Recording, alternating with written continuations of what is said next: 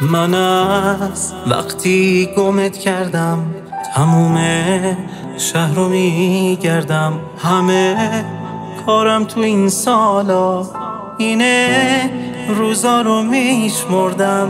چقدر سخته که تو رویا میشه پیش تو بنشینم، دیگه حال شبامو من نمیدونم چه غمگینم.